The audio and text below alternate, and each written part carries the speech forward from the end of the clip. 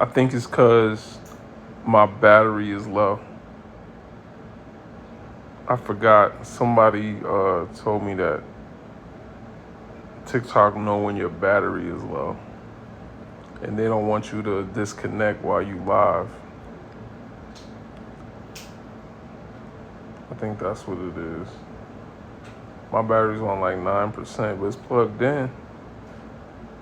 But it was low. Yeah, they know when your battery. They don't want you to disconnect while you live. I'm pretty sure they told me that at the they be having little TikTok meeting things. You could join them. For creators, for content creators, it's like little meetings. So they know when your battery is low. My phone battery is low. Because we was doing all that talking. I ain't have it plugged in. All right, Vicky.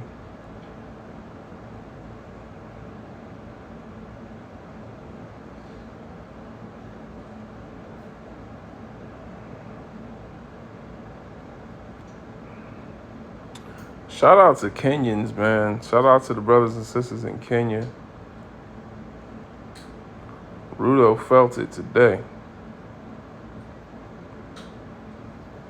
Yeah, my battery low. President Rudo gave in to the demands of his people.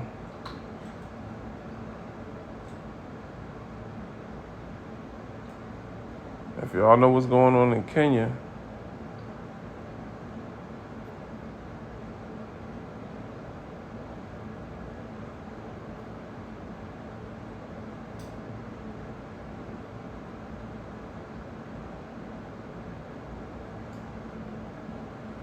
Kenya's standing up right now.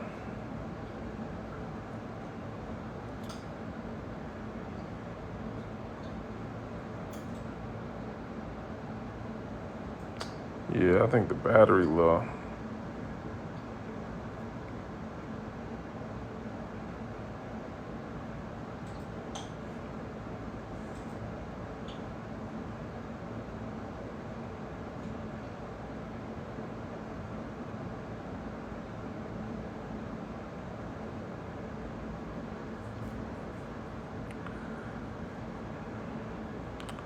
Come on in, come on in. We're going to have a conversation. We just getting started. Welcome to the live. If you don't know, now you know.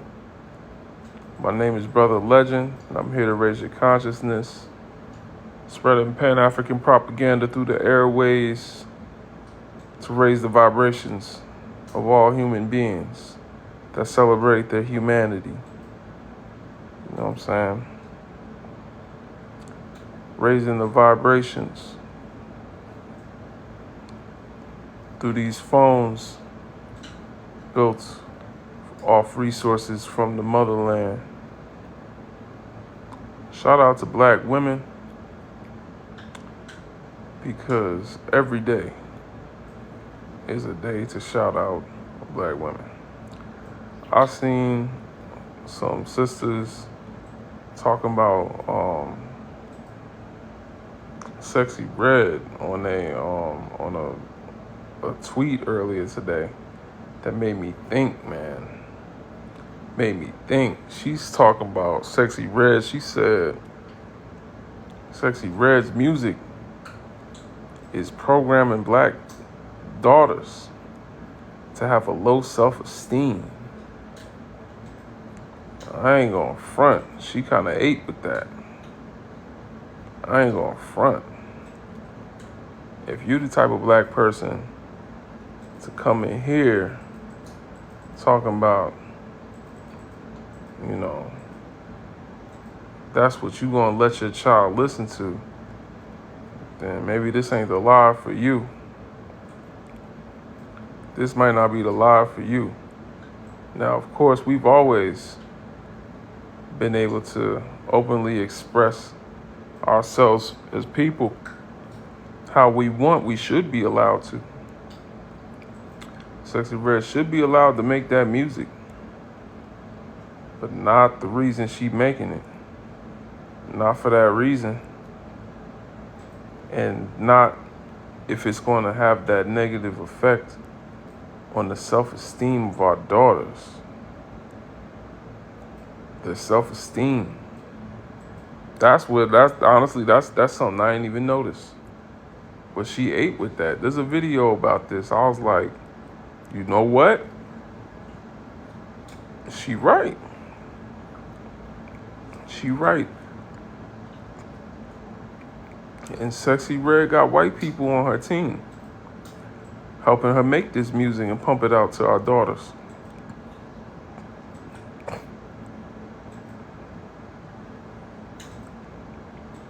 That ain't black culture. Ain't nothing Sexy Red talking about is black culture. Let's be honest. Ain't nothing any of these gangster rappers was talking about was black culture either. It's black trauma, black pain. It's non-constructive. None of that music will liberate you. None of that music raise your vibration. It only lowers it. Music was meant to inspire.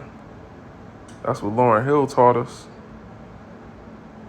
The miseducation Lauryn Hill taught us. She said music was meant to inspire.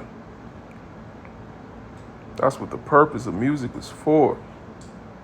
What do you think Sexy Red is going to inspire out of our children, out of our men, even the men, even the boys? What do you think a young boy who you trying to teach to look at women and respect them? How do you think little boys is look? Oh, well, if that's the case, just don't have your child listening to that. We're going to sit here and act like we can control what our children are listening to 24/7.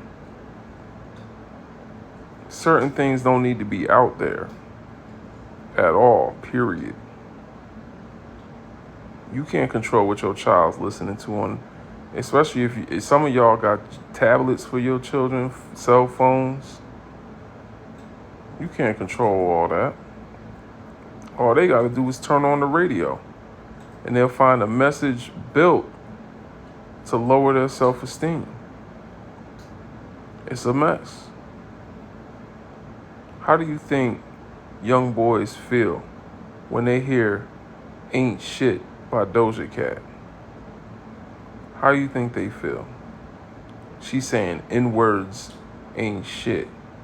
How do you think young brothers feel when they hear a song like that from a woman they see as powerful, from someone that's a black woman?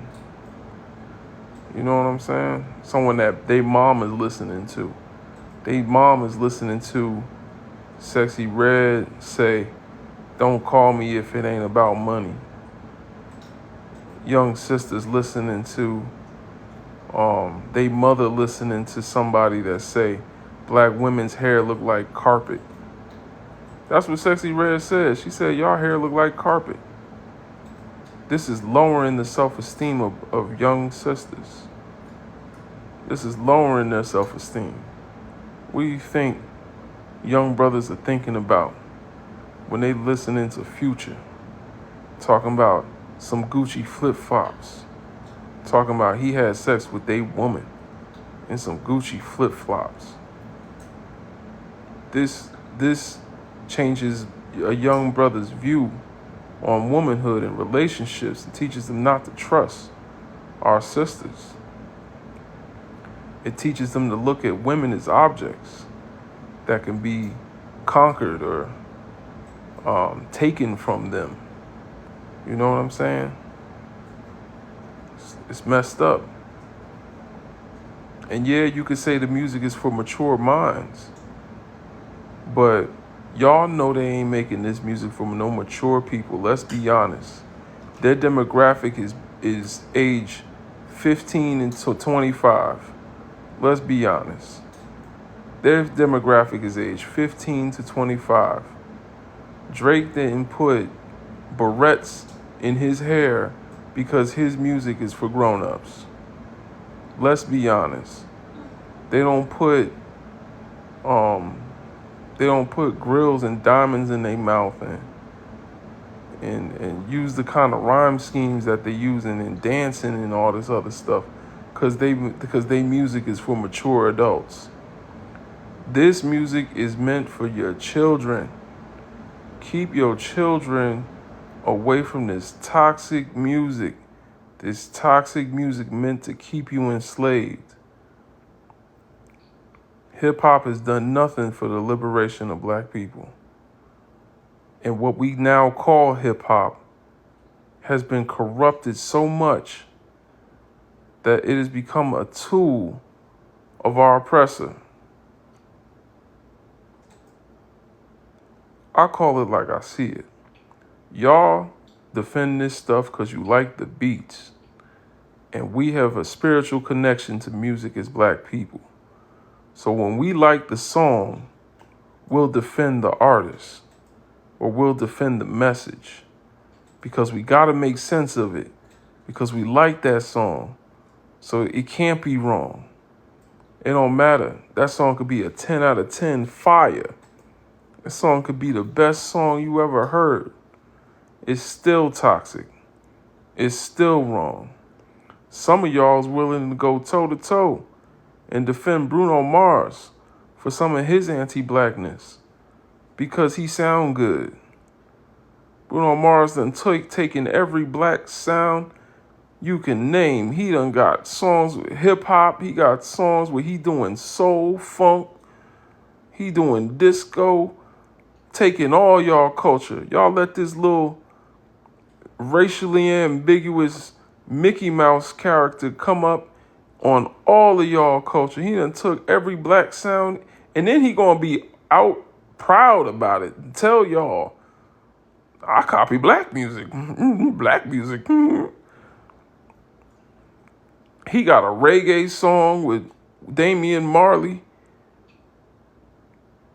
And y'all will defend him with your chest. He don't got a drop of black in him.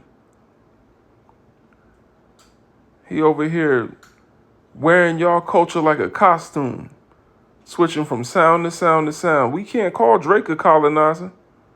We can't call Drake a colonizer and then turn around and listen to Bruno Mars. We can't call Drake a colonizer and turn around and listen to Post Malone. Post Malone told you right in his first song. First song Post Malone dropped. Everybody thought he was going to be a one-hit wonder. Y'all remember Post Malone's first song? Post Malone's first song was White Iverson. His first song was White Iverson. Why he couldn't just be Iverson? He had to tell you, I'm the white version of one of you N-words. What's the difference between Black Iverson and White Iverson, Post Malone? What does whiteness give you? It give you something extra? What is White Iverson, Post Malone? All it takes is a little bit of critical thinking to tear these artists up. And Kendrick being selective with who he chooses to call a colonizer is the reason Kendrick is problematic. Because if I was Kendrick, I would have came at everybody. I'd have been nobody friend. But that's the name of the game. He's in the music biz. You got to be everybody friend. But I was Kendrick. Post Malone just did a song with Beyonce. Post Malone just did a song with Beyonce. If he wasn't White Iverson first, he would have never did a song with Beyonce. Post Malone did a song with Yo Leaders. Definitely should have called out Eminem. He not going to do that. They on the same label. They on the same label. Drake is just an upgrade from Eminem. Drake is just white supremacy's latest attempt to co-opt hip hop. In their most successful attempt, Eminem was the runner-up. For a time, Eminem was Drake. Eminem was one of the early Drakes. First, we had Marky Mark. We had Mark Wahlberg. Then we had Vanilla Ice. What else? Who else did we have after that? I want to say John B, but I don't think he took off like that. But we had who else did we have try to appropriate the culture after Vanilla Ice? Oh, um, who was that? New Kids on the Block. What was that their name? What was their name? Something Kids on the Block or something. I forgot their name. Mark Wahlberg's brother is in that group. Robin Thicke. Yup, Robin Thicke. I thought Robin Thicke was a brother. Everybody was confused. New Kids on the Block. Yeah. No, CC. Yeah, they label mates. Beastie Boys. That's what Beastie Boys. Oh yeah, Beastie Boys. Beastie Boys was a copy of Run DMC. Beastie Boys was exactly a cultural appropriation. Run DMC was the first rap group to have a sneaker endorsement. No, I know he not. I know he ain't a brother. I know now. I didn't know then when I first heard him. I was like, oh what? What was that? Yeah, I thought Robin Thicke was a brother at first. I said, he white? And then it didn't matter, did it? Because the music sound good.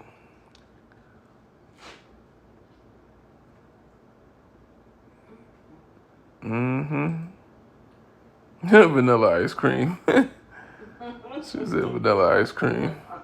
He definitely was vanilla ice cream. I'm telling you, man. Eminem came out, and it was like, oh, wow, he's such a good rapper. And then you had to stop and say, wait a minute. There's black people that rap better than him. He not really that nice. He just rapping fast. That's really it. Other than that, he talking about scissoring his mother's breast off and all this nasty stuff. Eminem was whack. Eminem was corny as hell. But he was the record label's attempt to co-op hip hop. So was Beastie Boys. Beastie Boys was a copy of Run DMC. So they had Run DMC writing records for him. Beastie Boys. That's even a dumb name. But anyway,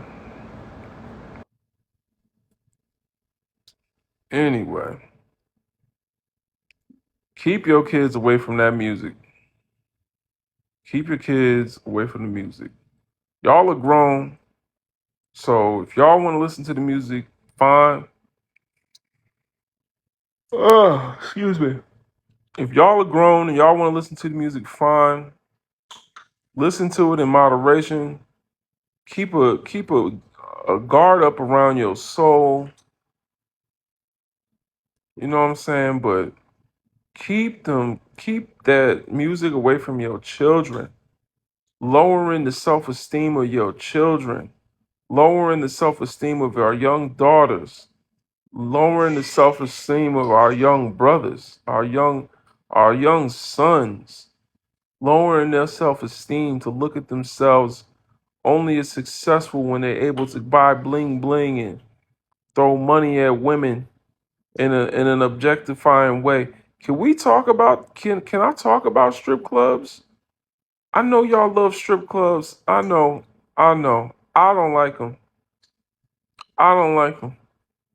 I'm gonna be honest with y'all. Strip club is problematic to black people. Somebody gotta talk about it, man. I don't see no one talking about it. Strip clubs are problematic.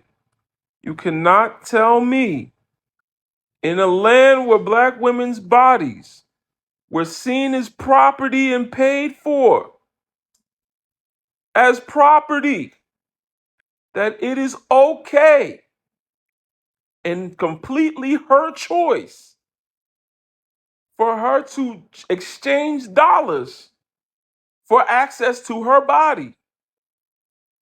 You can't tell me that that is ethical. You can't tell me that is okay. You can't tell me she's willfully making that choice. When have you ever seen somebody that knew, you know, I guess it does happen. Every now and then, I guess, there are strippers that end up in that lifestyle that come from affluent neighborhoods, good homes, and have money of their own and end up on the pole. I know that happens. We know that that happens. But is that most of them? Let's keep it honest. Just be real with yourself. Just answer in your mind. I mean, we know that happens usually with white tee strippers, but black strippers. Let's be honest, y'all. Let's be real. How many of them come from six-figure homes and make six figures outside of stripping and decide to do it just for fun? Now, the ones that do, I still think it's a dark trade, like Sister Cece said, but I think that's more acceptable. But let's be honest, y'all. That ain't most of them. Let's be honest. A lot of them are doing that stuff because they like the money. I don't hear them talking about they doing it because they just like doing it. And I'm telling you, that has been my experience. And I worked in the music industry. I done met all type of strippers from L.A. to Atlanta to you name it, New Jersey, New York. I was in the strip club. Cardi B was just a stripper. So I done seen all that stuff. I don't enjoy going. I don't go anymore. I never went just for myself, like with friends or nothing. I always went to go do business and music. 'Cause, people end up at the strip club. You might pass a CD to somebody and they take a beat and you get paid. You know what I'm saying? But nah, bruh. Nah, bruh. You can't tell me that that is a fair trade. You know what I'm saying? In the context of racism, white supremacy, we are all prisoners of war. So is black women, whether they want to acknowledge it or not. The black woman's a prisoner of war. And so when someone with power is willing to exchange that power in the form of dollars for access to your body, it's an auction block. The strip club is an auction block. Let's be real. The strip club is an auction block. It's a shame. I'm telling you. And so we gonna glorify this in our music and lower the self-esteem of our daughters to look at themselves and their bodies as a form of payment, as a way to get payment.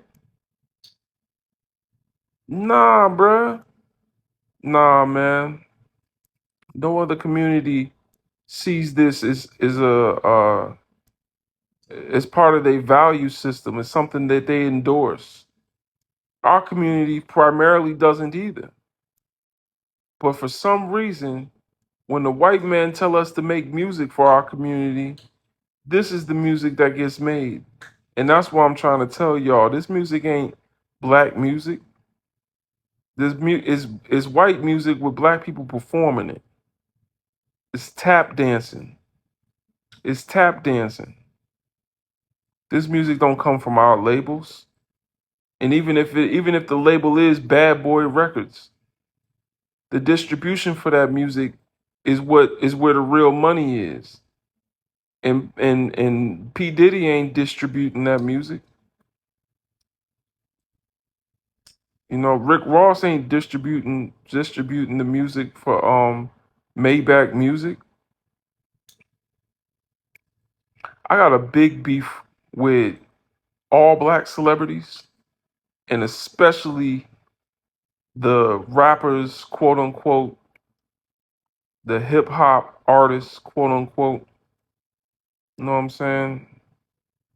And the more I unpack Pan Africanism, the more I learn more about the system of racism, white supremacy, the more it becomes obvious that if we could set aside Christian values and Judeo-Christian sense of morality, if we could set all that aside, it's still wrong.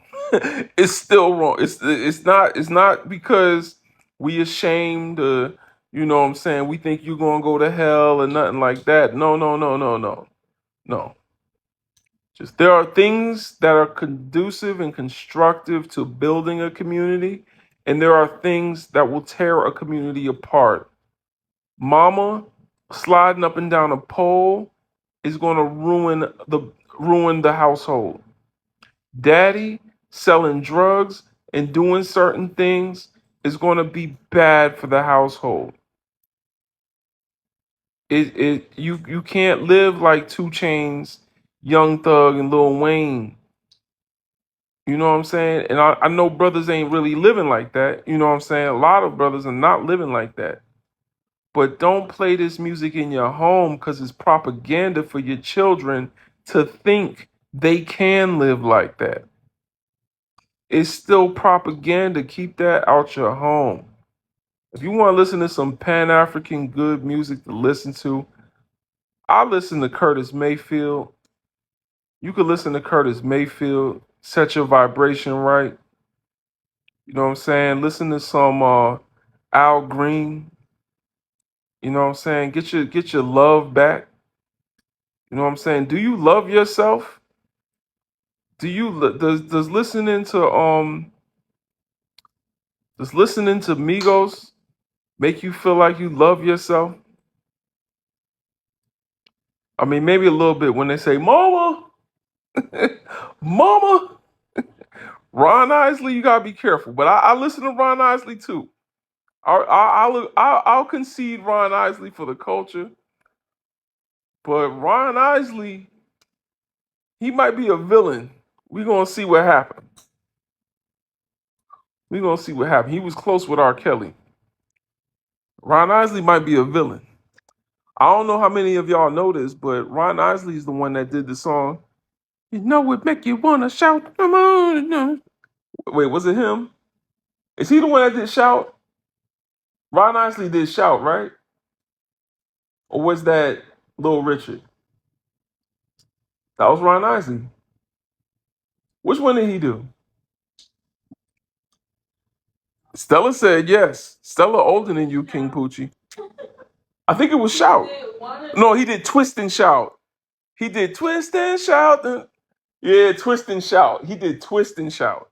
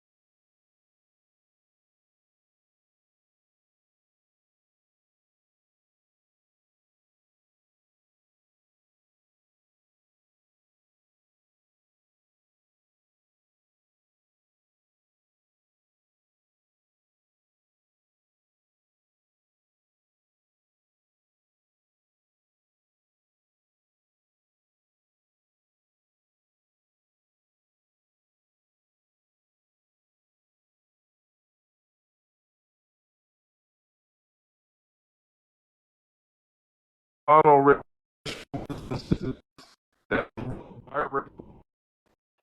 What does actually what does monoracial even mean?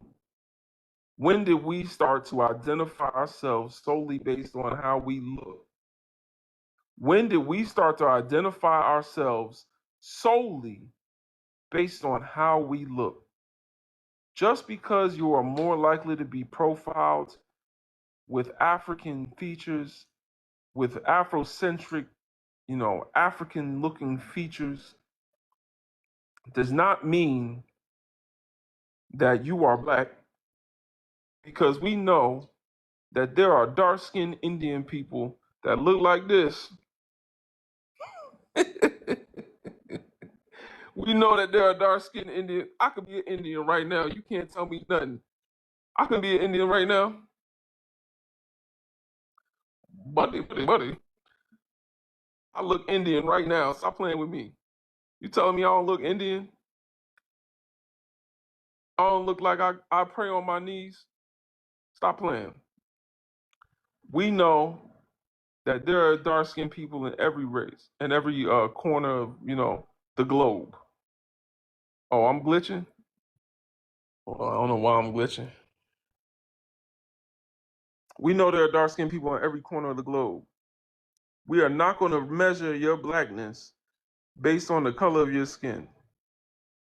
Blackness is not a monolith. Who's black and who's not depends on three things. Three things. And this is not defined by the white man, this is defined by us. Oppression is a piece of it, but not the whole puzzle. We need to talk about who we truly are. And that's the problem. A lot of y'all don't know who black people are aside from how black people are treated. And you think the way your oppressor treats you tells you who you are. You think the way your oppressor treats you is how you should identify. That's a big problem.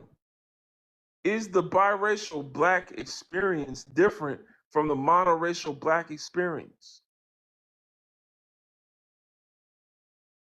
Just because you're a biracial person and you can pass, quote unquote, for non-black, and you have a privilege in a phenotypical area, phenotypically privileged, does not mean you are not black.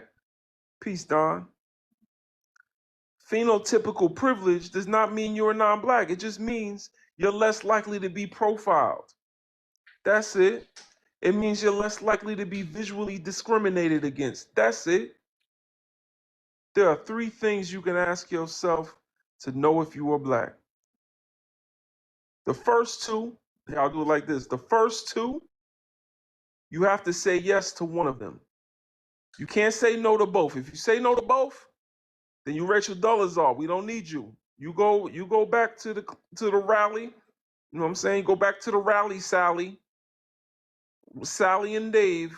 You can go back to the rally and go have you some dry potato salad with raisins in it.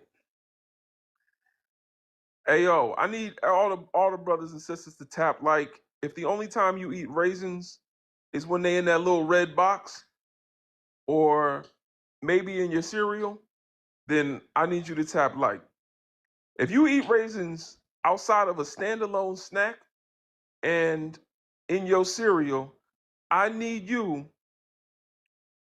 to tap. The only time raisins should be eaten or touched is when they are a standalone snack or in some Raisin Bran or something. Other than that, I'm sorry, this is not the lie for you.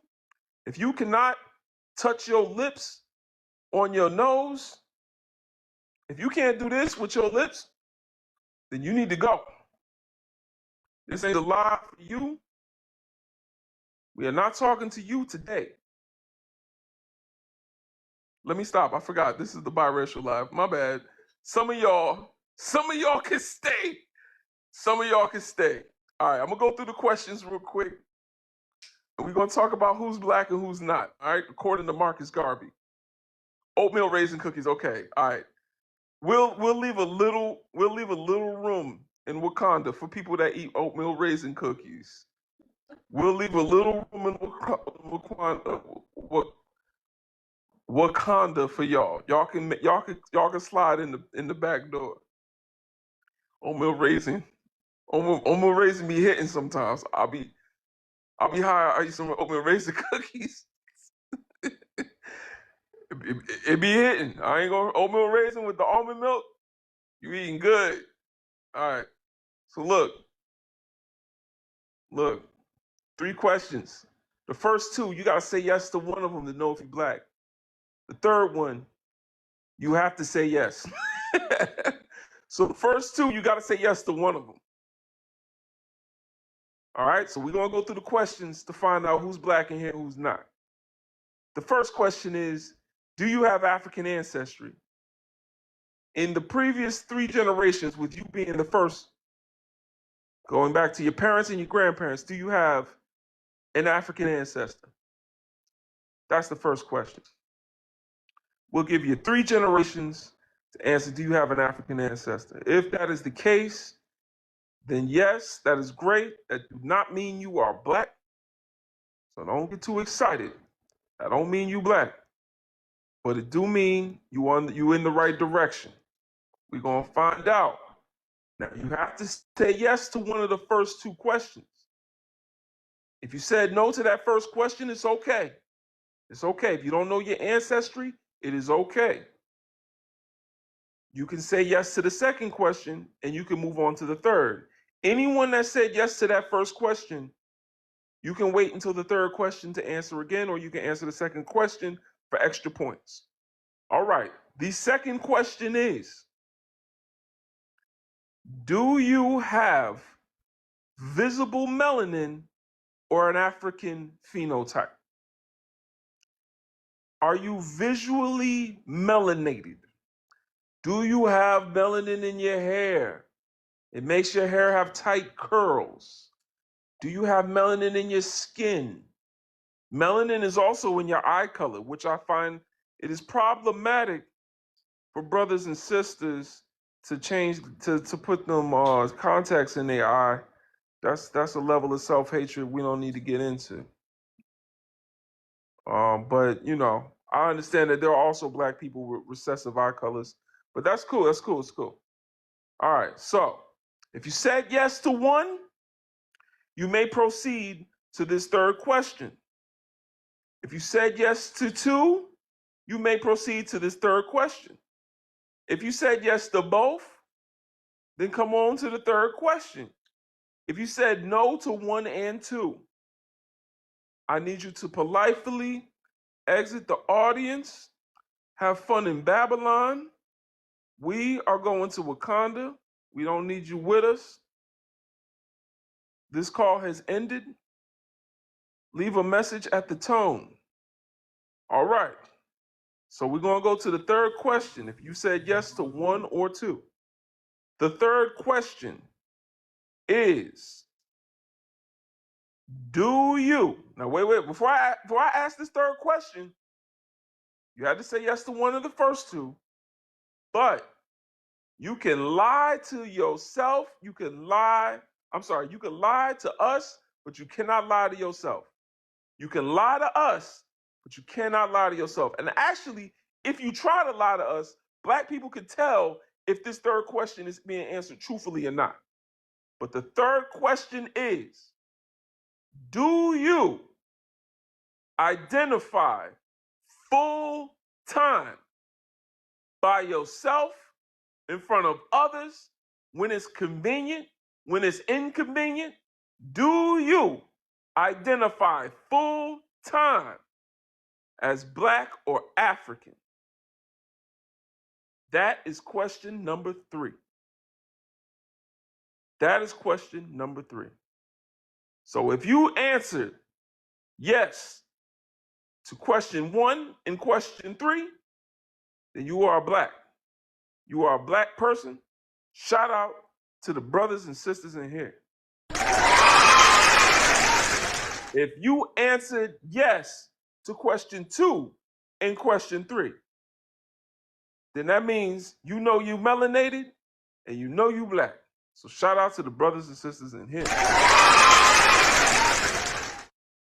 And that is how we can tell. It is about genotype, your ancestry, phenotype, how you look. And then the most important part that you must say yes to in order to be black is that you have blackness in here. You have an African in here. If you have an African in here, then come on with us. We got what did they be saying after church? We have refreshments in the back. We have yams with marshmallows on them. We have cookies in the banana pudding. You know what I'm saying? We got the chicken fried extra crispy. We got collards. We got string beans.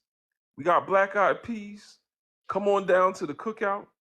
My brother, my sister, we got ribs. Even though we don't got no business eating them ribs, but we got ribs. We eat our macaroni and cheese. We can cut it with a knife. Somebody said, point me to the banana pudding. we got all that. Nah, not if I get to that banana pudding first. He gonna put jelly in it. Something wrong with Yeah, yo. Nah, bro. I put that in my potato salad. Don't play. Listen, that's just...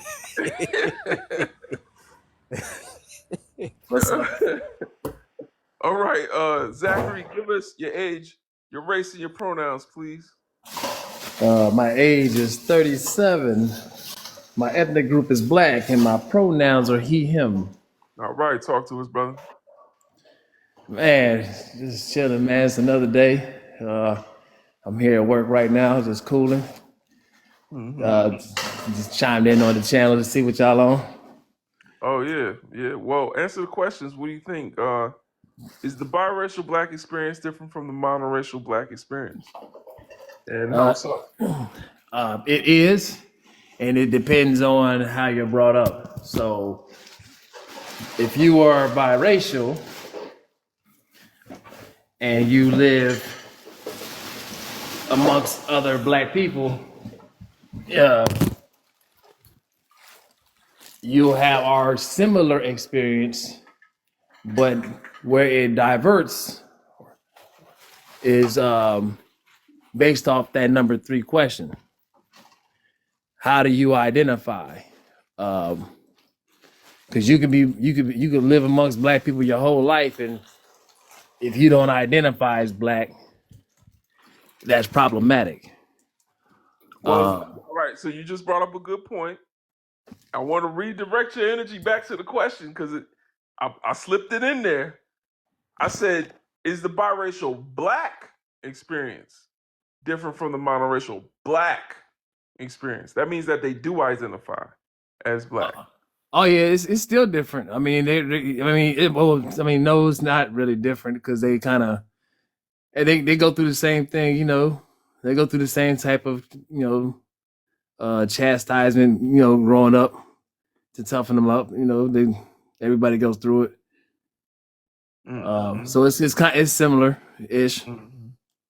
I mean, I would say I would challenge anyone to identify what the difference between the biracial black experience and the monoracial black experience would be. Because even if you say they grew up with a white parent, then there's black children that grew up with 2 white parents. You know, they get adopted. Black children are the most adopted. So, you know what I'm saying? Like, there's plenty of black people that grew up with white parents, and they you wouldn't say they're biracial because of it. And then, I mean, their phenotype might still, you know what I mean? That might override that. I mean, the phenotype of what? Because if you told me J. Cole was monoracial, I would have believed you. I didn't know he had a white mother till later on. There's plenty of light-skinned monoracial people. You could look at Louis Farrakhan, for example. Right. Louis Farrakhan in certain light look like Walt Disney. Look Yeah. at Adam Clayton Powell Jr. You know Yeah. what I'm saying? I just assume they black until they tell me that they got a white side, and when they do tell me they got a YT side, I mean, it's basically in one ear and out the other. I mean, Mm-hmm. unless you do not identify as black, and then I'm listening, Then and it's then because then I then we want to got see people where you're with coming whack. from. Yeah, because Yeah, then then we then got it's like now you done already you done you done jumped on messed that up. slippery slope. You done jumped on that slippery slope. So let's see where this rabbit hole goes. Yup. Because that's the thing about the third question, where is do you identify full time? And that's why I was trying to preface it with is saying we can tell us monoracial, quote unquote, black people, us black people, even the biracial black people, anyone black can tell when you iffy in your identity, when you're not standing 10 toes. We can feel it. Yeah, I mean, for me, it's usually I can always tell by the way they answer their questions, Mm-hmm. and because it's always in a distinct pattern. You know what I mean? It's always first of all when they always like I said, just bringing up the word biracial in itself is a red flag, or they'll say, "Well, I'm part white." Like they'll bring in their other. Hey, nobody asked them. Nobody asks about that. So when you bring it up, it's just it's weird. But I mean, I don't know, man. That's part of the programming, I guess. They've been so programmed to want to highlight the recessive side. The side that they feel gives them a semblance of power or a Proximity. proximity. Yeah. Yeah, proximity. Yup. Yeah. Mm-hmm. Yep. I like I said, Now here's the big question, Zachary. Does making biracial its own separate identity help or hurt the progress of black people? um it, and I fall victim to this too. So it shouldn't harm us at all because either you identify as black or you don't. But I'm of the ideology that they, like I said, Willie Lynch letter explains it all. Like they planned this Mm-hmm. to use them as a wedge Right. between blacks and people who identify as YT.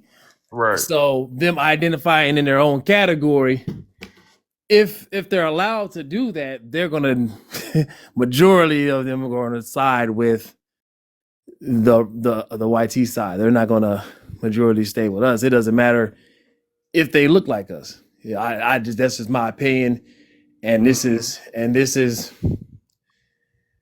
based off not only just the black community who's mixed doing it.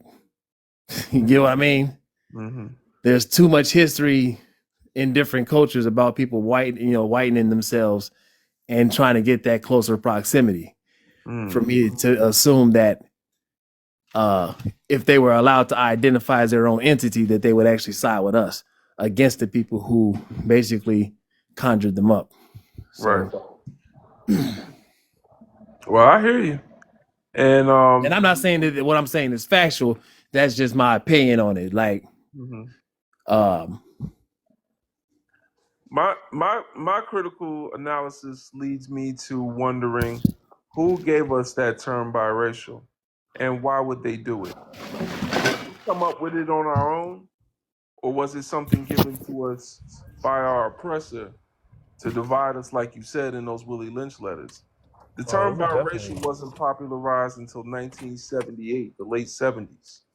And that was after the, Black Power movement, and things were so revolutionary during that time that, they decided to start using the word biracial as its own, description. And I think it's a misnomer because it kind of assumes that someone can have two races in the same person. That's right. like me giving you a cup of coffee with milk, and instead of calling it a cup of coffee, I'm gonna call it a cup of coffee and a cup of milk in the same cup. You know what I'm saying? Right. It's like that don't make no sense. So, like you make a bowl of cereal, you don't say, here's some cereal and some milk in a bowl. Like you Right. say, this is a bowl of cereal. Right. So Because that's the dominant aspect of what it is. People don't go. right, People don't wake up and make a cup of milk and then garnish it or mix it with coffee. It's the other way around. right, So, exactly. so I understand why you say that's a misnomer. hmm And so, we've seen where quote unquote biracial people have formed a separate social status. For example, in South Africa, they have the colored people. And this is something that the oppressor uses to protect themselves from the majority of oppressed people that they came to Africa to oppress that could one day turn on them. So Yeah. now they have a buffer class of, basically, I don't consider biracial people a consensual act. Like I don't think they exist within consent because the way in which biracial people came about was through colonization, neo-colonization, and slavery and neo-slavery. Right. That we have today. We are still oppressed as Black people. So, we can say that on a personal level, we do make a choice to lay down with these bunnies and make these people, but at the end of the day, that's like saying a prison warden. That's like saying a prisoner made a choice to be with a prison warden. You see what I'm saying? It's definitely not how that goes. So, this is something that it's like they make a buffer class in South Africa because there's only a minority of white people versus a big percentage of Black people. So they say, whoa, whoa, whoa. Just like in South America, Blanquemente, Mejorar la Raza, they said, whoa, whoa, whoa. These indigenous and slaves we got down here outnumber us. So we're going to make, the mestizo and the different classes, of people between. We're going to break them all of them up into different classes and treat them better based on their proximity to us. Now that way we can remain in control, and they're going to turn against each other. However, in America, that didn't work because Black people are the minority and they are the majority here.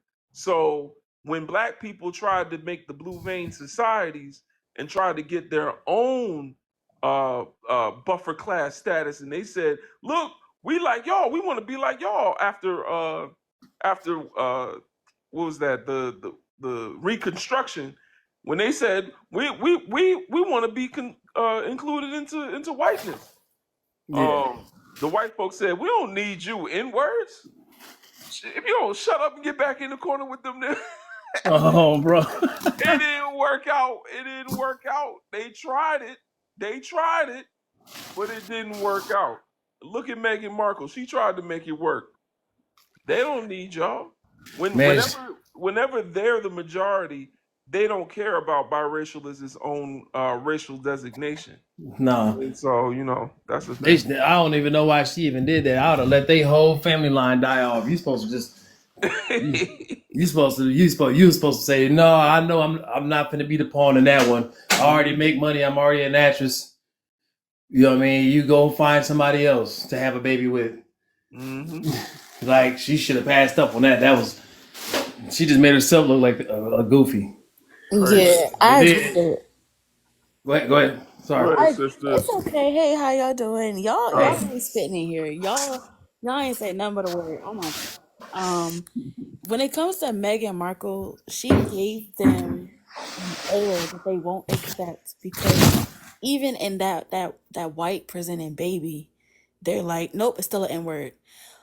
Yep. Insane. Like, it's I didn't know. I thought the one drop rule was an American thing, Mm-mm. but even over there, like in the mother of racism, like where it basically hmm flourished, they are still perpetuating that. And I wanted to say, one of the things that really stood out to me just now while y'all were talking is how, man, y'all have been talking. Y'all have been talking. I want you said something about when biracial as a term was coined, and it had to be around the same time that the Great White Replacement theory came about. The idea that that white people were going to become the minority in this country that they founded and built with their blood, sweat, and tears, right? So then now all of a sudden, in order to like decrease the numbers, like and stop the black population from growing, we have to create this new population because before a biracial black person was just black because of the one drop rule. It didn't matter if you had a white parent, a white grandparent, a white great grandparent, you were black. It didn't matter if you had a black great great great grandparent, you were considered black. If they one drop of black blood, you were considered black. And then now all of a sudden, now that your numbers are decreasing, now that you're starting to get, not even be the minority, but just getting closer to that 75%, 60%, those numbers slowly decreasing. And now all of a sudden it's like, no, we gotta put an end to this. The black population is growing too quickly. And so I think that was just one of the ways to decrease the black population, by creating this idea of somebody being two races and not just one, being biracial. Like Yeah. and among other things, they did a lot of things to try to take us out. They were burning down our communities. We had the crack epidemic, we had the war on drugs, we had mass incarceration, school to prison pipeline, then we had medical racism. Like we have all sorts of things that they quite literally won't give Americans free healthcare because they don't want black people to get free healthcare because they want us to die out. So like they've had all of these strategic ways to try to decrease the black population, and we are literally doing it to ourselves by kicking out an entire group of people who look like the majority of us. Like if we're being honest, me, I get people try to clock me for being biracial all the time. And if I have any YT people in my family, you would have to go back 7, 8, 9, 10 generations. You have to go back to the fields. Because you can't find them. Like I don't have any mixed genealogy. Like it goes way, way back. We don't know those people. They owned my ancestors. Yeah. But the only thing that I would say about the biracial black experience and the monoracial black experience is and I not everybody really believes in this. So I believe that, we're in touch with our ancestors. Some people aren't spiritual like that. Like they think that, once you pass, you're gone. I don't really believe like that, but I believe that just like we're in touch with our ancestors, they're in touch with their forefathers. And when it comes to a biracial person, you have that YT parent, or you have that other parent, you have that non-black parent. You're in touch with whoever side that comes with. So whether that be forefathers or ancestors, depending on what that non-black parent is, and I feel like that might jump out. That's my only thing. And so you see that, when somebody has a YT mom or a YT dad, you see that colonizer jump out in certain conversations.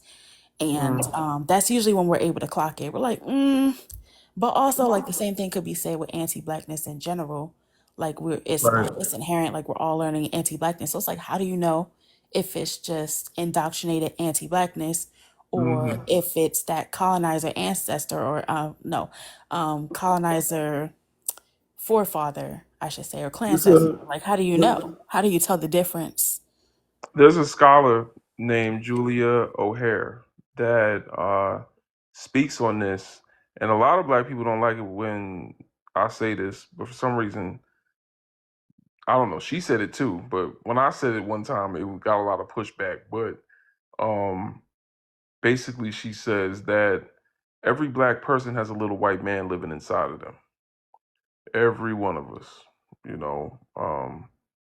And what she's speaking to is that anti-blackness that we've all been taught inherently because we raised in a violent environment that's hostile towards blackness and rewards your assimilation into, you know, a white power structure. So, end of the day, you know, that anti-blackness, like you said, like it could be in anybody.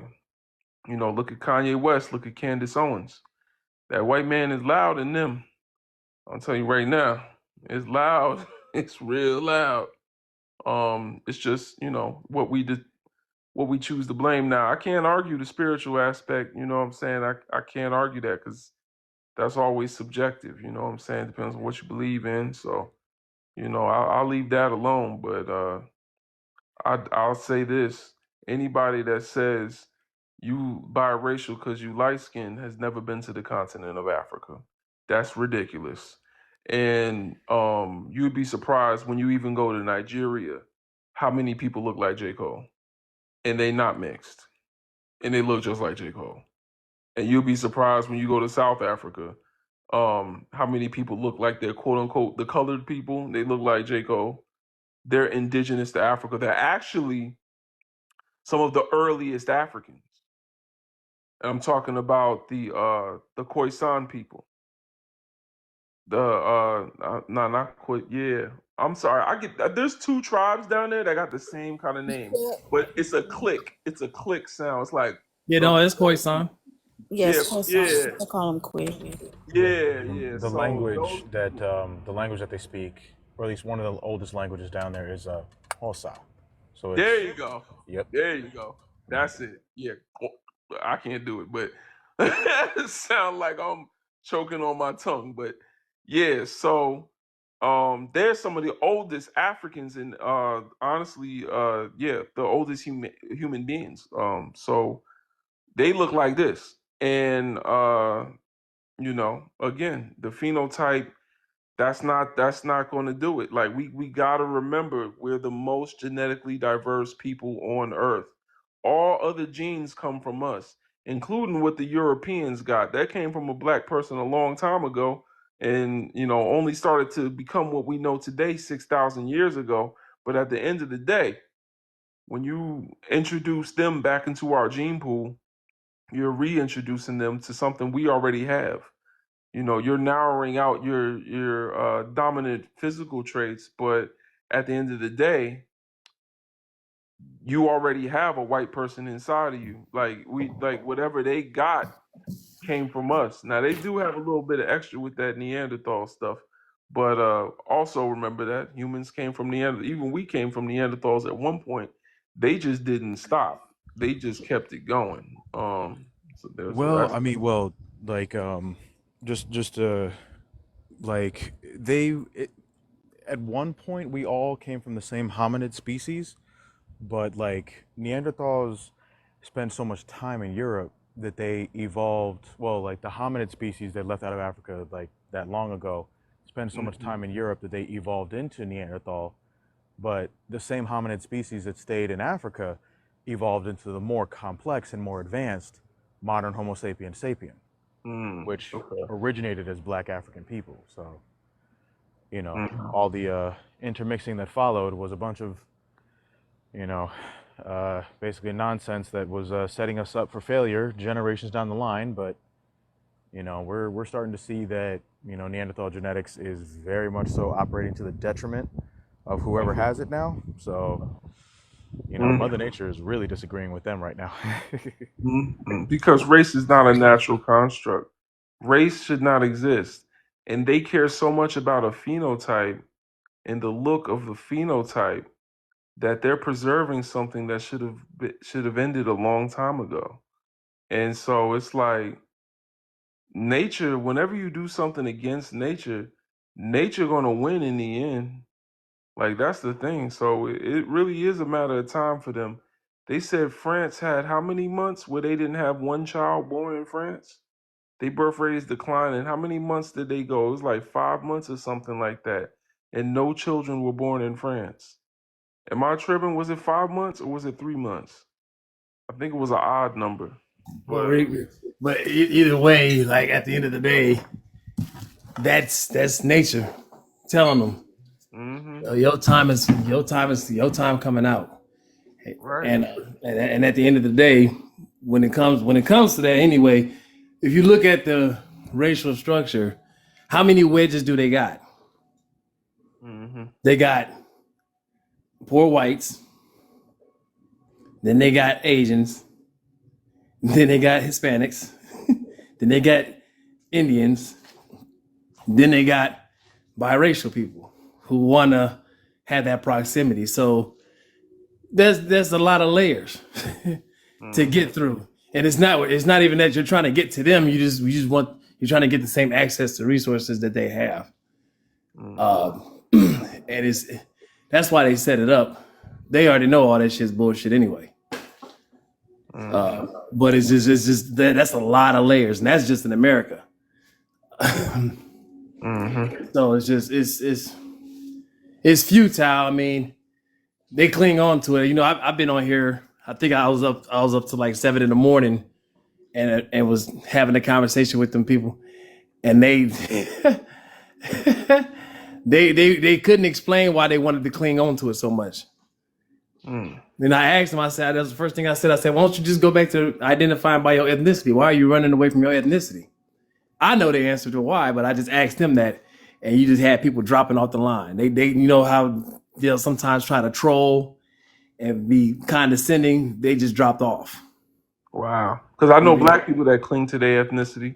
I know black people that say I'm Latino. I'm Yeah, some of them claim their religion. I'm a Hebrew Israelite. That to me is a form of cowardice, man. Like I told brother Timothy, like if you not identifying as black and your genome and phenotype match that of black people, then you in my eyes you're a coward. You know what I mean? I mean, just point blank, period. Like, I mean, they said that flat out. Like, whenever I was in the conservative spaces, and I don't spend a lot of time there because it's cancer. Sorry, no offense to anybody. Swear to, but I don't spend a lot of time there because there were black people, who were talking about the crayon book or whatever, and they're like, "Why do you identify as a color? Why do you identify as something that has been used to oppress your people? Why are you scared?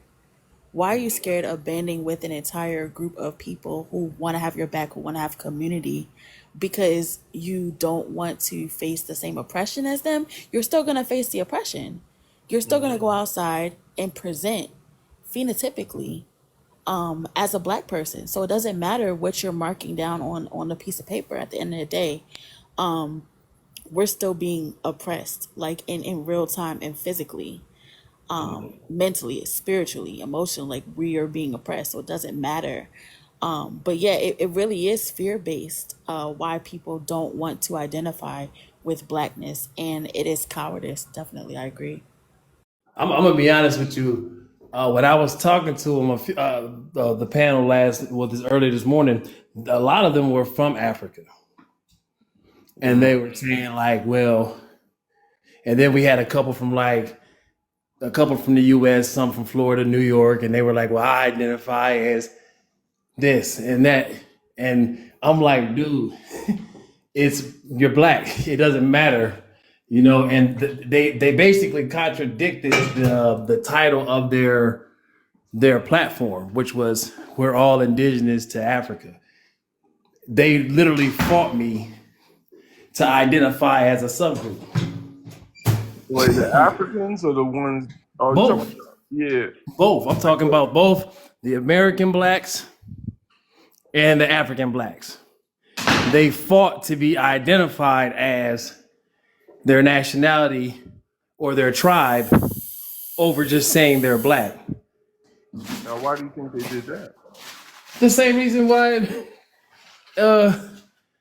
biracial people run away from their blackness. I just feel like it's cowardice. Like, at the end of the day, it's the same pathology. You're using the same logic to run away from just a different title.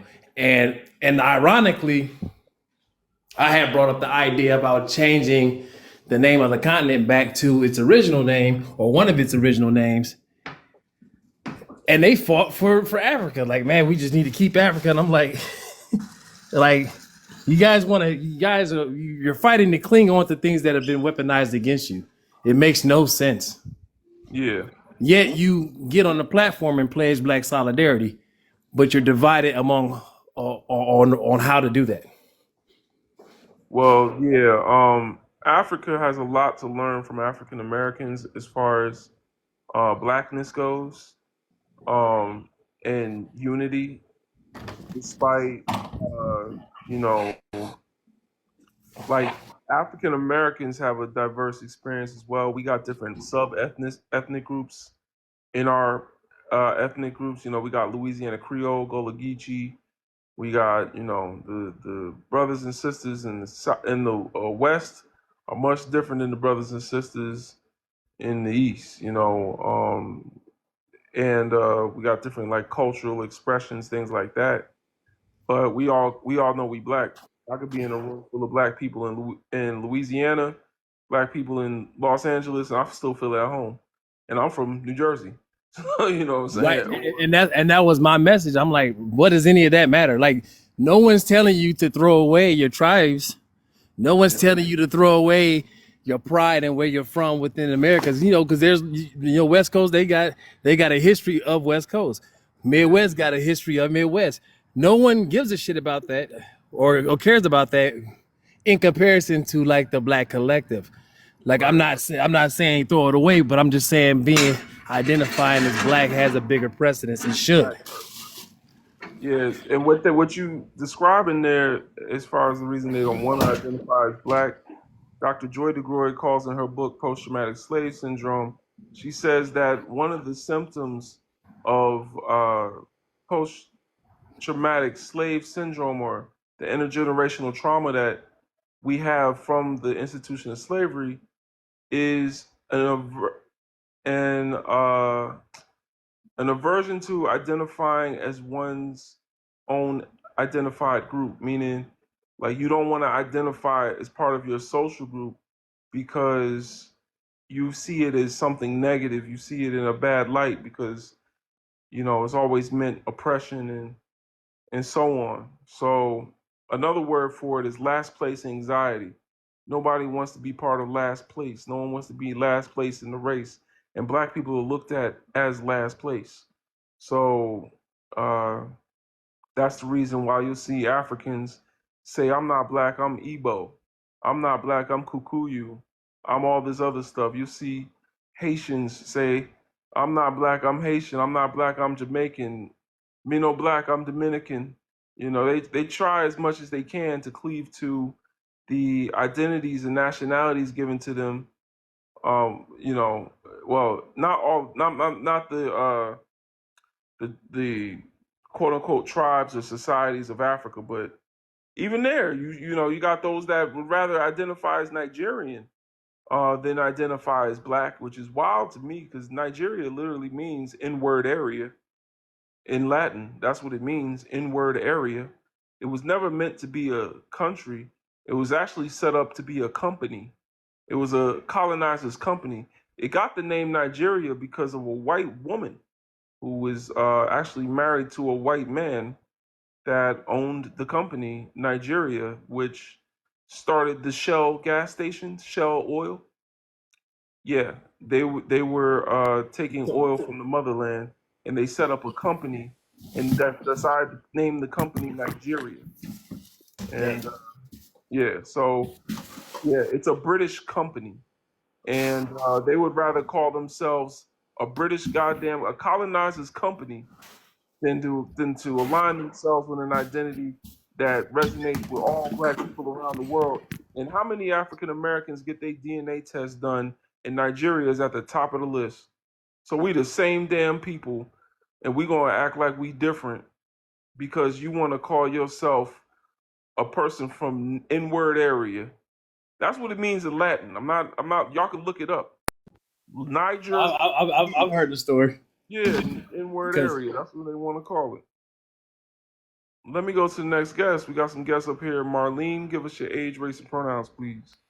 Hello, I'm Marlene. I said my name is Marlene. I'm gonna be 41 next Wednesday, and Hey, her. all right. Thank you. So I'm gonna try my best to answer the questions, but I do want to answer the cultural differences we were talking about. Is the biracial black experience different from the monoracial black experience? I would say yes. Just by listening on the panels, I can hear the differences. I can't say that I know them, you know, interpersonally because I'm just black. Um, and does making biracial separate identity help or hurt black people? I think it hurts us because from being on these panels and listening in, they do a disservice more than anything. They don't really have a sense of identity based on what I'm hearing. In reference to the other countries being tied to their culture and where they're born, my mom is Haitian. I grew up in a Haitian household, and growing up in Black America, I only knew my Haitian side. They feed us that all day. You're Haitian, you're Haitian, you're Haitian. You're the first country to gain their independence. We know our history. That's what we're fed, even in the States. And they don't do it on purpose. They just don't know any better. And most of them are not willing to learn. And I think that's what does our the representation of people from other countries a disservice when coming up on these panels, because we're not all like that. And they fight so hard to say, oh no, just like you guys were saying, but they just don't know any better. They've been colonized for so long, so we have to take that into consideration. Like I just said, 1804, we were the first one to gain our independence, yet we still have anti-blackness. I'm learning the terms of what we experience as xenophobia. So we have a lot of work to do. Mm-hmm. That's interesting. I had a feeling you were going to answer the second question correctly, knowing what I know of Haiti's history and the Mulat people there. You saw how that divide, I won't say in real time because you wasn't around, but you saw how that divide in history um, weaponized biracial people against the progress and liberation of black people in Haiti. And then I absolutely definitely want to see us rocking that black and red flag too. You know what Yes, I'm saying? That's yes. the revolutionary flag. Now the one where I feel like it's natural to kind of think that there's a difference in the first question, but the reason that first question is there is to really just kind of get people um to qualify it with some sort of distinction, some unique experience, something meaning that if I have this and I have that, in order for them two to be different, there has to be something unique about this that doesn't have. So, what is it about the biracial black experience that does not exist in the black experience in your mind? Yeah, it's definitely that. And I actually use that analogy, that J. Cole and Drake picture. I'm like, what makes one more Well, black than? Oh, that's not J. Cole. I mean, that's that's not no, Drake. that's J. Cole and Logic. They both got a white mother. He says Oh, he's I forgot biracial. about Logic. I see. I Yeah. didn't see the glasses, but they did have one with J. Cole and Drake like that, and it's Hmm. the same. It's the way what's the term? Phenotype. The way they present with the locks Hmm. and the lips and the nose. Yeah. Yeah. Yeah. But yeah, he presents as white, right? Mm-hmm. However, however, we have had black people that present this way that have been some of the liberators in some of our movements. Mm. One of them being the one that I can recall at the top of my head. Well, two of them. Adam Clayton Powell Jr. He was monoracial, but he looked like Walt Disney. He was a white man. I mean, he looked like a white man, but both his parents was black. And then Walter White, who would uh, use his white appearance to go to Klan rallies, find out when they was gonna have a tree ceremony. You know what I mean? Trees, I got you. and come back to the black people and warn them so that they knew to stay in the house ahead of time. He eventually became one of the presidents of the NAACP, which I still think is problematic as much as, he did a lot. Yeah. Someone that looked like this should not be the leader. You know what I'm saying? Right. Not the leader. But you know what I'm saying? What I'm saying is, if you have an African ancestry and you stand 10 toes, you know what I'm saying? I can see how, even being this recessive, you could still also face anti-blackness, of course, because the black experience is not just based in phenotype. It is. Now. There's definitely phenotype type that plays into how we're treated, but does it instantly give you generational wealth? Does it if you have to hide a part of your identity in order to remain white, even if you're white passing, the presenting and passing, two different things, but if you're trying to pass, you have to hide a part of your identity, then that's not the same thing as white privilege, because white people don't think about, they just wake up out of bed and do what they want to do. They're not thinking about, if mom comes to school, everybody going to know I'm an N-word. Right. You know what I'm saying? So, I mean, there's a lot more to it, that we could talk about.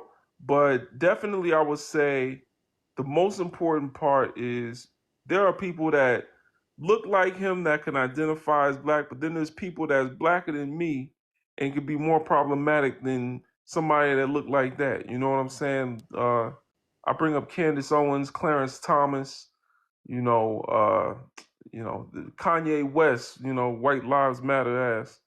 So, that's just some of the thoughts I've had on that, as far as phenotype. But and now, if someone come to me, he not a brother, but because he claims to be biracial, he don't claim to be black. But if someone come to me and say, he's experiencing the same level of oppression that I am, hell no, we not stupid. You supposed to be the quietest mouse in the room. You supposed to be, what our ancestors used to say was, don't be a waste of yellow.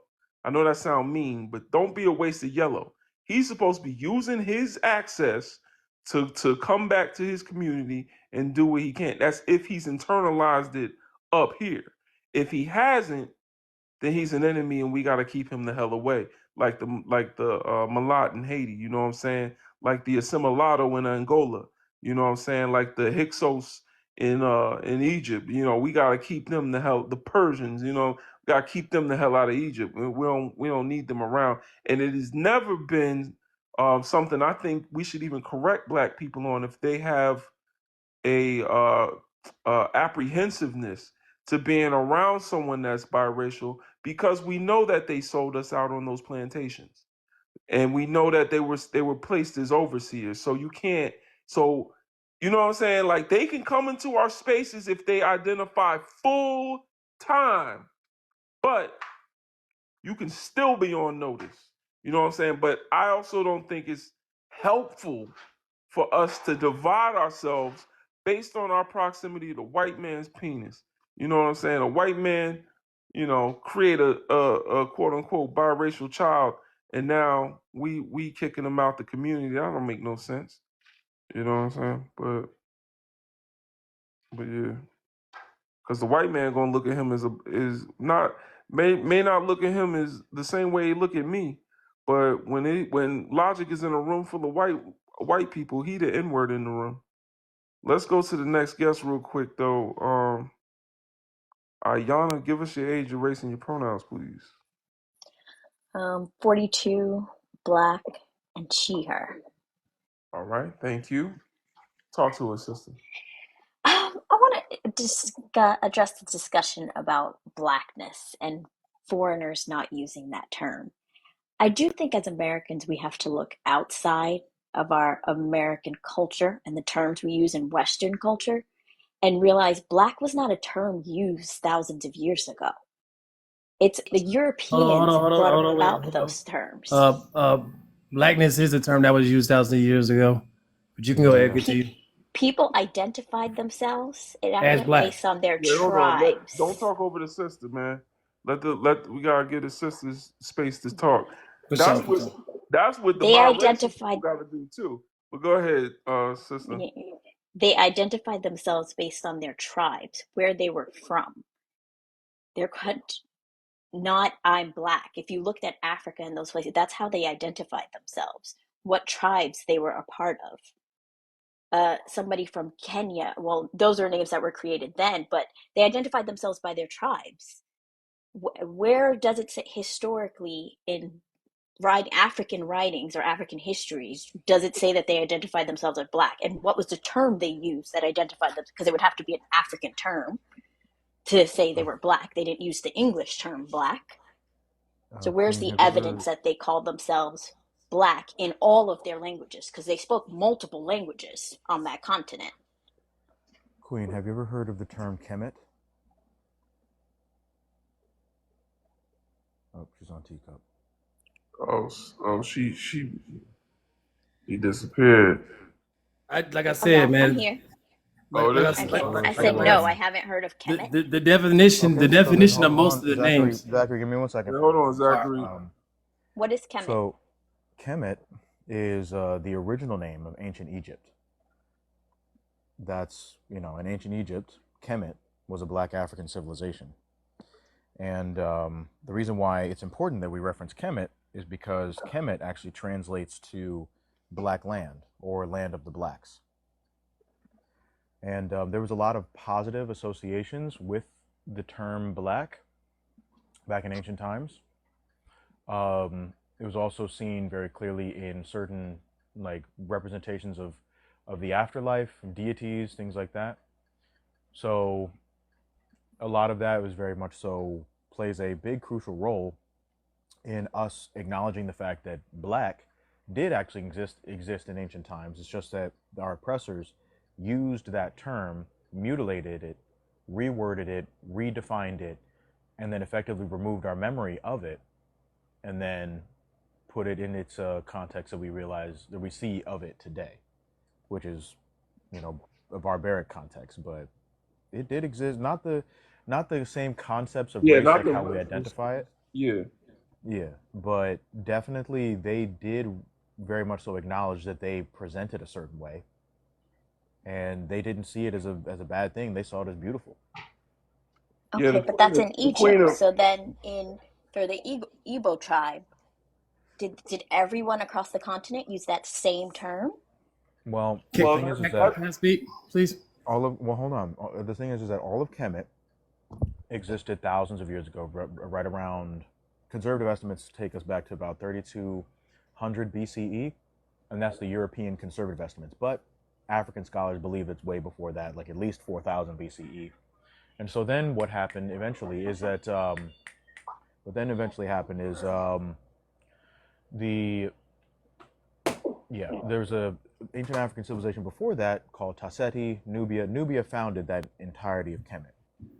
So the reason why all that's important is because fast forward after Kemet had been conquered and after Kemet eventually lost its power, where did all the people groups from Kemet migrate to? Western African nations, as well as further what is coined sure. today as sub-Saharan Africa. So you will see a wide range of ancient Kemetic knowledge and ancient Kemetic cultural norms depicted in a lot of Western African culture today. Yeah, they did a study on migration and DNA and actually found that the ancient Egyptians are closely related to modern day West Africans. Um, now, as But what is far the as the problem with them identifying? You're erasing their culture. If they identify themselves as their own tribes, even within their own countries, that is the uh, way they were raised for hundreds, if not thousands of years. That is their culture, and that's who they are. So who are you to say, I want you to identify this way? I think Ayana, you've taken the conversation way left. I think it sounds like a troll, bro. To be honest with you. Yeah, I'm not sure what's going on right now. Actually, I'm Because, not a troll. I'm very educated well, about it Black doesn't American sound history. it doesn't No, sound like it. I'm It I'm doesn't sound like it yeah, because we not gonna. Al-Kibulan is the Igbo term that means land of the blacks. May I speak real quick? She's not a troll. That's my blood cousin. She gets on Black is Beautiful panel sometimes. I think sometimes we just need to breathe between these things and listen. All right. I'm gonna You, give I, some I context. apologize. Wait, The hold on, problem that hold I on. have is if you're gonna come on a panel and speak about Black excellence and Black history, the one thing you should never do is undermine it and try to nullify it or split All it right. up. But all right. But here's the reason I dropped it. I don't do bad faith arguments. I despise it when people come up and have a bad faith conversation. I only speak in good faith. So if we're gonna talk in bad faith, who are you to and make accusations like we're trying to sit here with an agenda to tell people to cast aside their ethnic identity? Um, that doesn't make any sense. Me and my wife are going to a Yoruba naming ceremony to change our last names. So why would I try to tell them they're not part of a tribe? Ethnicity and race are not the same thing. Race is the social construct that permeates all 10 areas of people activity. So anyone that doesn't understand um, racism, white supremacy, I understand can have that confusion, but black is part of essentialism. And a lot of people don't understand what even essentialism means. Essentialism means that it's a strategic way, that's actually what's called strategic essentialism. It's a way for people in a caste system to liberate themselves. Strategic, it was I'll explain my point of view, but when you say who are you to do something, that's bad faith because we didn't come up here to do that. So that means you already had a preconceived notion that we were up here trying to tell people a narrative that we were not trying to do. And if you thought that was what this live about, that's why I put you in the comments. Just stay down there and listen because no one has ever come up here and said that we are telling people that they cannot be Igbo, they cannot be Kikuyu. Shout out to my brothers and sisters, man. I got 900 people in a Discord that's Pan Africans worldwide. If y'all want to join us on Sunday, we have our meetings. You meet every kind of African you could ever meet in our lives, in our meetings on Sunday at 2 p.m., 3 p.m. If you're in the East Coast, we in 2 p.m. Central. And we got 900 Pan Africans worldwide in those meetings. Big up to my African brothers and sisters. Now, John Henry Clark says that black can tell you how you look, but it don't tell you who you are. So we understand that through strategic essentialism, look up that word, look up that political theory, and understand that it just means that as long as an oppressed group is oppressed based on a specific identity, that it behooves that group to come together based on that oppression to overthrow their oppressor. So because we are oppressed as black people, it behooves us to join together in numbers so that we can outnumber our oppressor. For us to take on that identity for this time being during our oppression is something that works in our favor towards liberation. Only during our oppression. When race is no longer a construct, you better not look at me and call me black. I'm an African. And I'm an African today. Black will tell you how you look, but it don't tell you who you are. I'm an African. But because we're talking about ourselves in the context of racism, white supremacy, I'm an African in oppression. An African in oppression, an African during the time of neocolonialism on the continent of Africa, where their borders were drawn by Europeans, where most of them speak Arab, most of them speak French, most of them speak Spanish. Because they're still colonized and still working to decolonize, it behooves us to come together as black people in the meantime so that we can work as one people. And so that's all that means. Black is more of a political term than an actual identity in itself. The proper name of a people have always related to land, history, and culture going back thousands of years. No other people group before race was considered a social construct identified themselves by just a color. But there were people that called themselves black at that time because black also had a positive association on the continent of Africa. So yeah. Yeah, I appreciate that. Sorry. Mhm. Hi guys. I'm Austin. Race Feel and free to tell pronouns, me if I'm Austin. not productively, Age, race, and pronouns. Oh, sorry. My name's Austin. She, her, and I guess I have to use this term on TikTok. YT.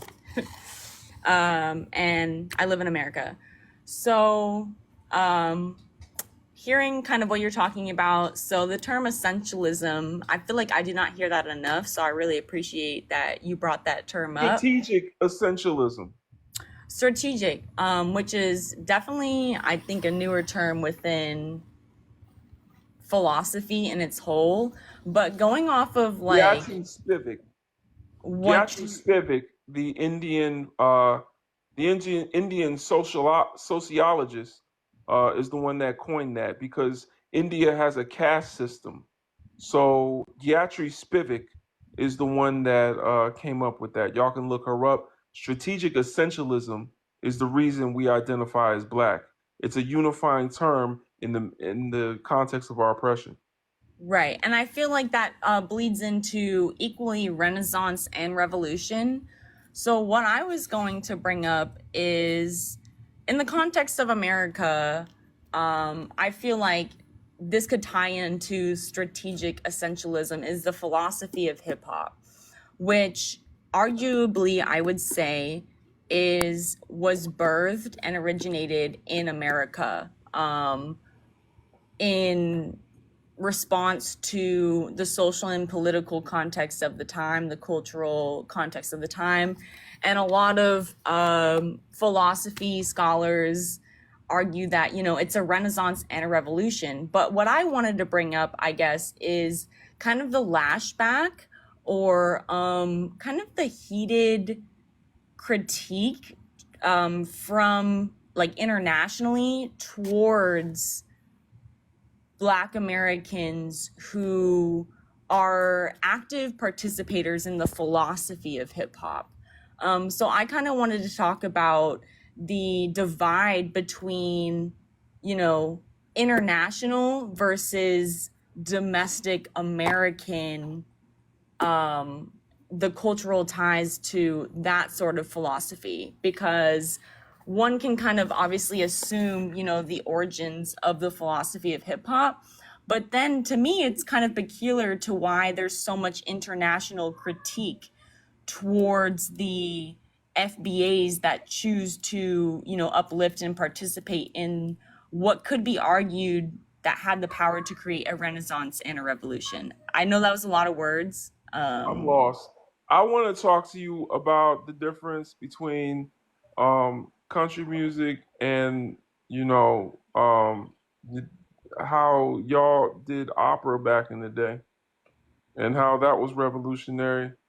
When y'all So were I would say that's different because hip hop, what's different between all right. Thank y'all for the Panther Paul. I would have heard what she was talking about, but Stella was getting triggered. I wasn't getting triggered. Like my question, my thing is, how are you gonna come up here and try to just change the whole narrative of the topic away from your topic? That didn't make any sense at all. I don't know what that was. And then, see, that's what I'm saying. Like these conversations, like the introduction is divisive in and of itself, which is kind of why I lashed out at Ayana, because I felt like it was divisive. I'm not dividing black people into tribes. If I come on here, I'm talking about a collective black consciousness. I don't care about no subgroups until we fix the whole, because no subgroup is greater than the whole. So if you question something and it speaks to a divide, that's problematic in and of itself. Well, appreciate y'all for the Panther Paws. we are talking about the whole on this live. Nobody is oppressed because they're Igbo. Nobody is oppressed because they're Akan. No one is oppressed because they're Bantu or anything else. We're oppressed because we're black. We're Africans in oppression. Let's go to the next guest. Well, we do celebrate all of those ethnicities as well. We African Americans are a mixture of all of the whole continent. To be honest, we're mostly West Africa, but we celebrate all of these ethnicities. Yeah, appreciate you, Sister Marlon. But we celebrate all of these ethnicities. We celebrate all of our people, especially from the continent of Africa. Like I said, me and my wife are going to a Yoruba naming ceremony, so I don't want to hear no divide and conquer in our community. I got nothing but love and a reverence for my ancestors from the coast of West Africa. So let's go to the next guest, Black Bear. Give us your age, race, and pronouns.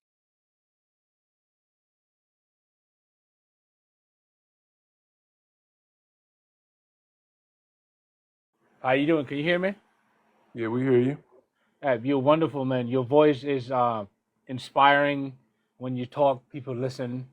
I just wanted to give you that. Um, I am from the Sudan. Immigrated to the United States. Just introductions, real quick. Wow. Yeah, years ago, right? And I was listening for a little bit, about how you guys talk about all this stuff. Wow. And nothing changed. I came up here brand new, nothing on me. They looked at me I'm just another N-word guy that in the United States, right? Yeah. Yes.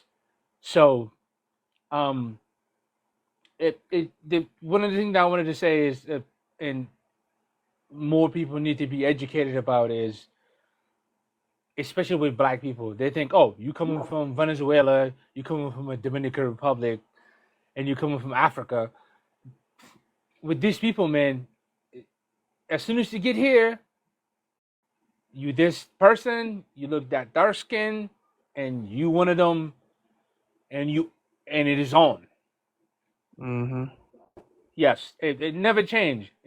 I try to be good. I try to do the right thing. I try to follow the rules. It's nothing. The reason, and they talk about the tribalism. I have a tribalism on me. I'm from the Sudan.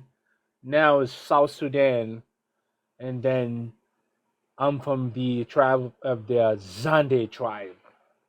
That's um, south southwest of Sudan, Mm. north of Congo. Mm. Yes, that area right there. They used to have that tribe called a Zande tribe, which is you can find in Sudan, you can find in Congo, and you can find in I think it's Uganda. And when I digged around, I found these people they speak the same language. They use similar words. So tribalism is not a bad thing. That's mean that same thing with people up here in Brooklyn. The J people. They want to stick it. They want to keep it to themselves. Mm-hmm. If you're not one of us, you can't join. We can't talk to you. All that stuff. So it's not a bad thing. It's a word of Malcolm X. There was two people in the United States, right? Malcolm wanted to say, hey, listen, these people don't want to F with us. Let's go. Let's do our own thing. And then MLK came in. It's like, yo, listen, let's get together. Let's do this, blah, blah, blah. You know what I'm saying? And it didn't work. So me coming up here, there was a pathway to choose. I'm an innocent person. But I knew, deep inside that, listen, I got to stick with my side no matter what. You know what I'm saying? Because that's what you do as a family. I see you, you see me, we're good. If anything happened, we pop off, we pop off. That's what you do. You're raising your kids to be, with you the whole time. So one of the mistakes that a lot of people, I mean, we can talk about black people. Some of us not educated. Some of us been through it. You know what I'm saying? Some of us just struggling. Some of us trying to do something right. You know, it's a lot of manipulations, a lot of, you know, get arrested, you know, put you in there, get you out, you probation, do this, blah blah blah. You know, single women, single fathers. You know, it's a lot of that stuff, man. And that I've been through it. Somebody that just got here, you know, and I've been through that too, you know. And I was like, damn, man, you know. And looking from outside, I'm from Africa. Now I'm here, and I look back and I see how people talk to people in here, and I was like, that's not right, you know. People are gonna go, these people are lazy, they don't want to work, they don't want to do it. Lazy, they don't want to work, they don't want to do it. I hear you, right? So Yeah. So let me ask you something real quick.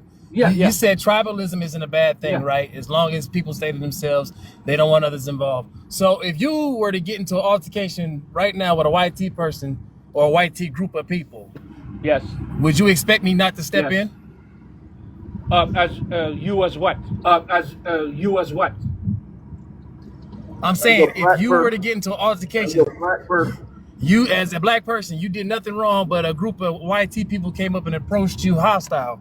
Would you expect me not to jump in? No, you got to jump in right away. 100%. No, you got to jump in right away. 100%. What do you mean? But you from Brooklyn though. Who? Brooklyn stick to their own. Who? I'm saying, but I'm going off your analogy. No. What I You was stick to saying your about own. no. What I was saying about I think you misunderstood it. No, I get what Okay. he's saying. What I'm saying is, okay. like, that's the problem. Like, No.